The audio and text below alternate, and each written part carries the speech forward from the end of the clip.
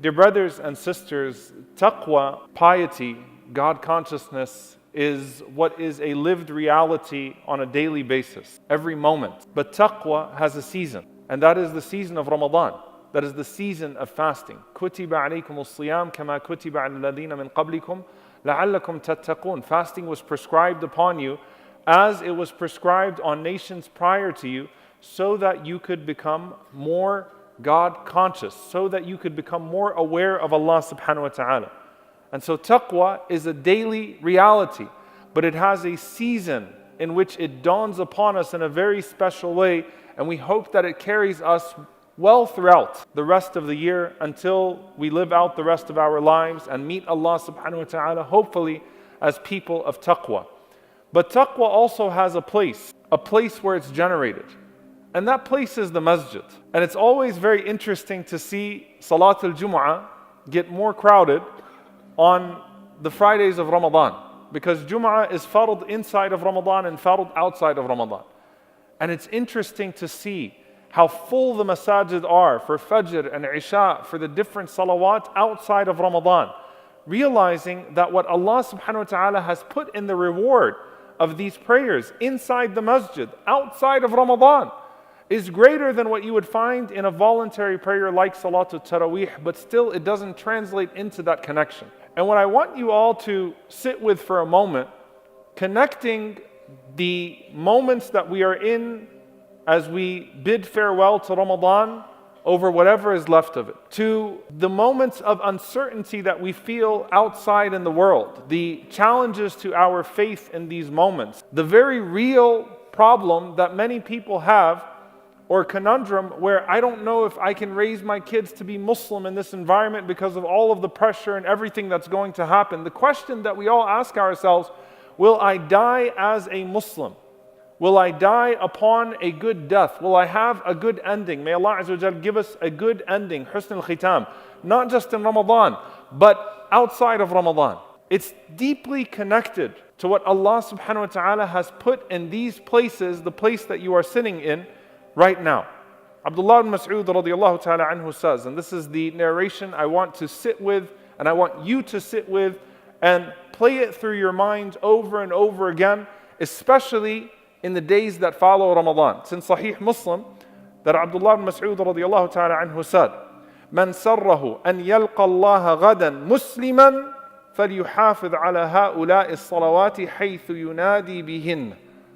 He said, whoever wants to meet Allah tomorrow as a Muslim, it's powerful language. Whoever wants to meet Allah as a Muslim, whoever wants to die as a Muslim, die as a believer, then let him meet Allah subhanahu wa ta'ala by preserving the prayers in the places that they are called. If you want to meet Allah as a Muslim, then keep coming to meet Allah in the masjid, spiritually through your prayer.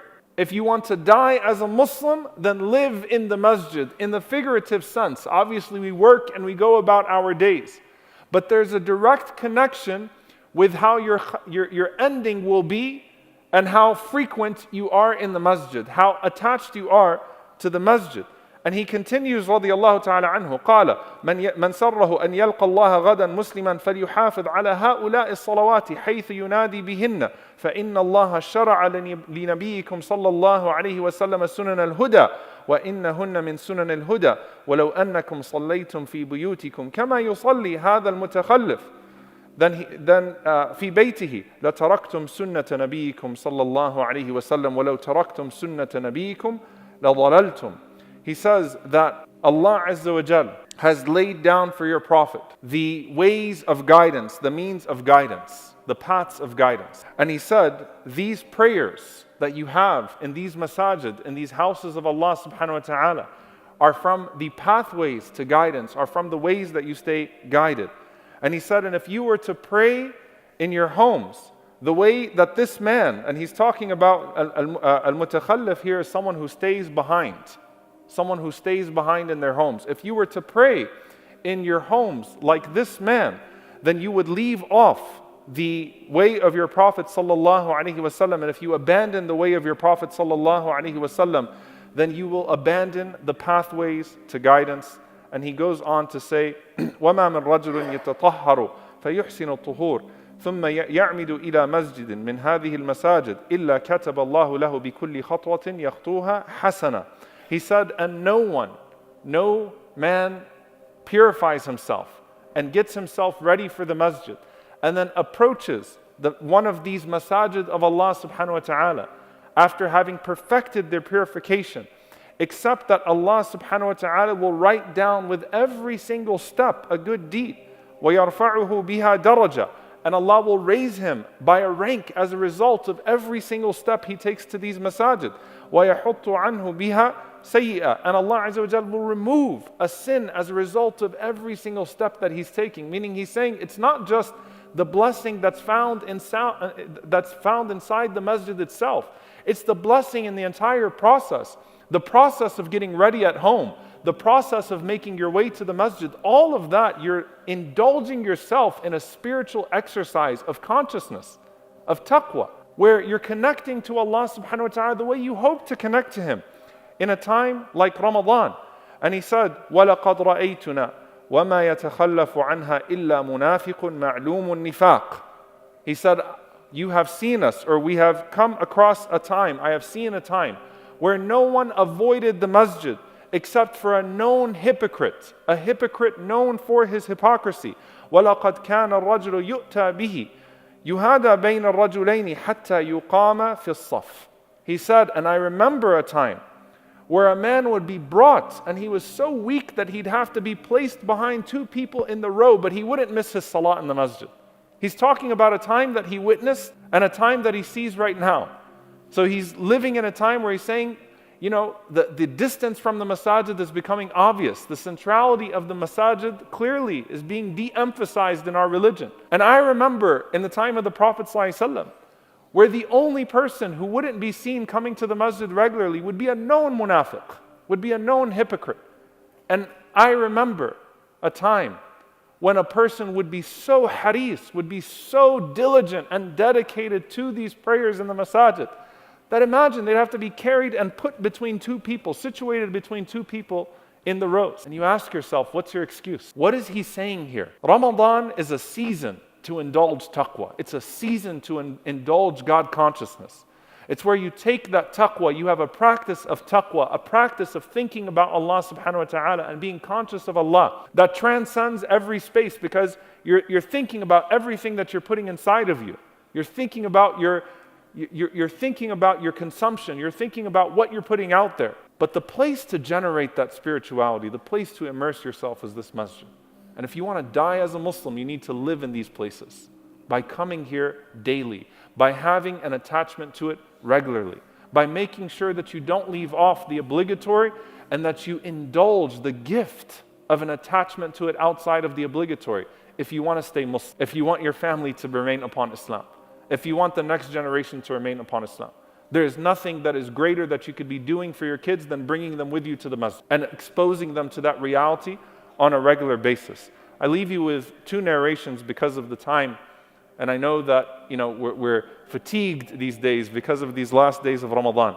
SubhanAllah, I was looking at the rasa'il, the letters between Abu Darda radiallahu ta'ala anhu and Salman al-Farisi radiallahu ta'ala anhu. They were brothers. The Prophet ﷺ paired them off. When Salman radiallahu ta'ala anhu came from Persia and went through his deep struggles to convert to Islam, he was put in the home of his brother Abu Darda radiallahu ta'ala anhu, and they became lifelong brothers. And they used to write these letters to each other. Abu Darda radiallahu ta'ala anhu in Palestine, may Allah subhanahu wa ta'ala liberate it.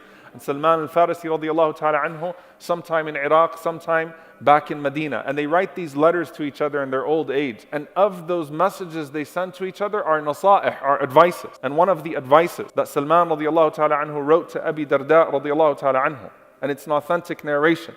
قال يا أخي, oh my dear brother, عليك بالمسجد. Upon you is to stay connected to the masjid. فالزمه, attach yourself to it. فإني سمعت رسول الله صلى الله عليه وسلم يقول المسجد بيت كل تقي وفي رواية المسجد بيت كل مؤمن. I heard the Prophet صلى الله عليه وسلم say that the masjid is the home of every pious person. And in one narration, the masjid is the home of every believer. It's your home. When you abandon it, you become spiritually homeless. And no, Jum'ah is not enough. It's really not enough. to generate that spirituality and to maintain that spirituality. You become spiritually homeless when you abandon it. Every single person has to have this as a place.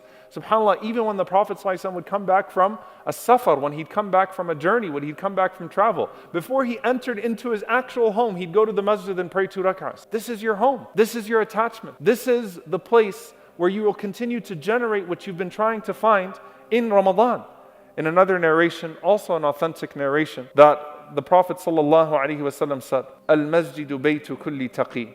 That masjid is the home of every person of taqwa, of every person of God consciousness. وَتَكَفَّلَ اللَّهُ لِمَنْ كَانَ الْمَسْجِدُ بَيْتَهُ بِالرَّوْحِ وَالرَّحْمَةِ.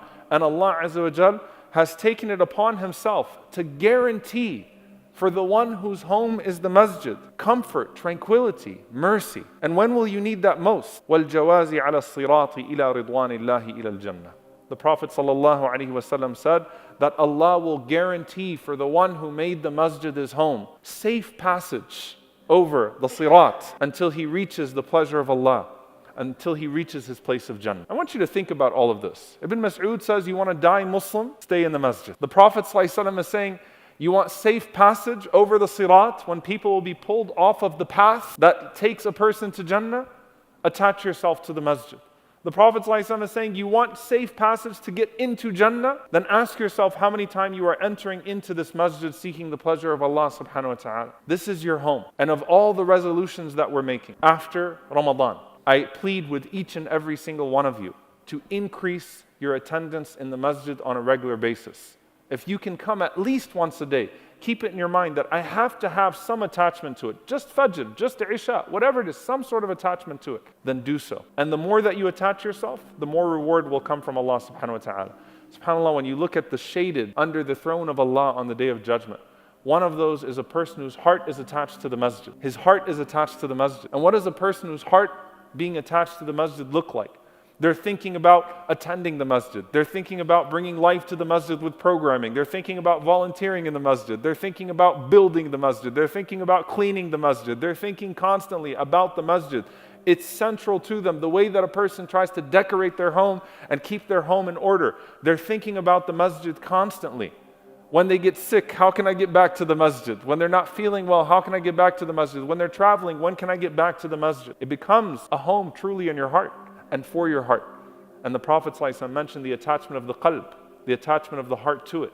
And that's why on the Day of Judgment you could hope to be amongst those that's not just sitting under the ceiling, the roof of one of the houses of Allah subhanahu wa ta'ala, but shaded under the throne of Allah subhanahu wa ta'ala. May Allah Azza wa Jal grant us that shade on that day. May Allah subhanahu wa ta'ala increase the love of all that is beloved to Him and attains His love in our hearts. And may Allah Azza wa Jal attach us to the times and the places and the deeds that bring about His love. And may Allah subhanahu wa ta'ala allow us to stay consistent after this month of Ramadan upon that which is pleasing to Him. And may Allah Azza wa Jal forgive us for our shortcomings in Ramadan and outside of Ramadan. Allahumma ameen.